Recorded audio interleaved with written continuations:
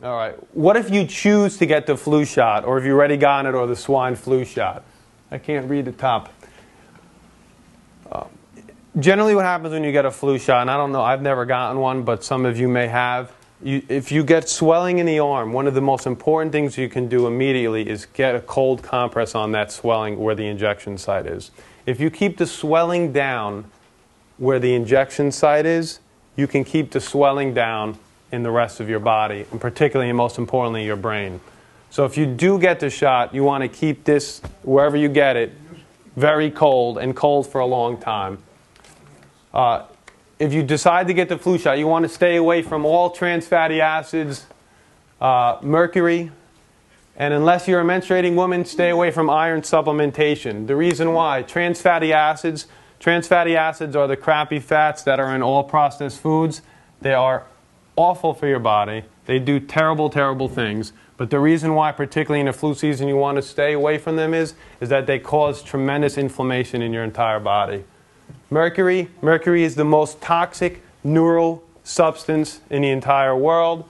My father would tell you he used to play with it when he was a kid. That's the way he is now. But mercury is in the flu shot, ironically enough. It's in your amalgam. It's in your amalgam fillings. It's in a lot of other things too. So you want to stay away from it. And then iron. Iron is important for women.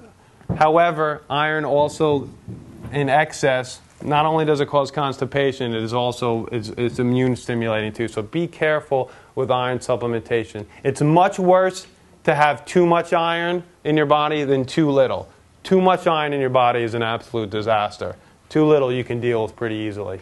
My doctor told me not to use iron anymore. Yeah, and it's because you probably have enough, and too much, believe me, is much worse than too little. Rest. Again, dehydration is very, very dangerous, particularly if you have the flu or you get the flu shot.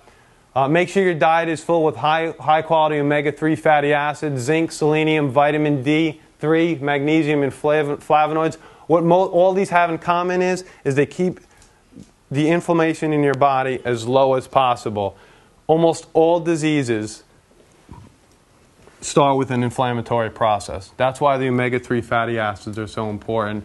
That's why vitamin D3 is so important. And that's why the antioxidants are so important. And get adjusted before and after your injection. That's what I suggest if my patients decide to get their children's vaccinated as well. What about fish oil?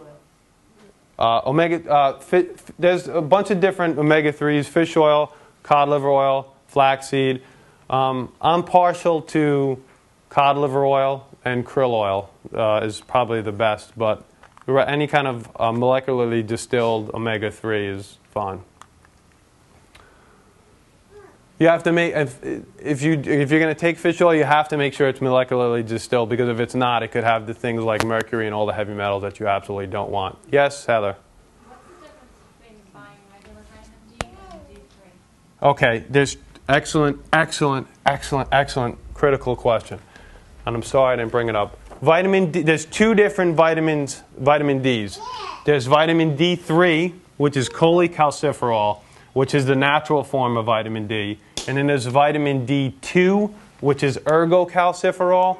Ergocalciferol is synthetic. It's not real, it's man-made. It has close to the same effect as vitamin D3, but not nearly the same effect. So you should, in all instances, you should take vitamin D3 if you can.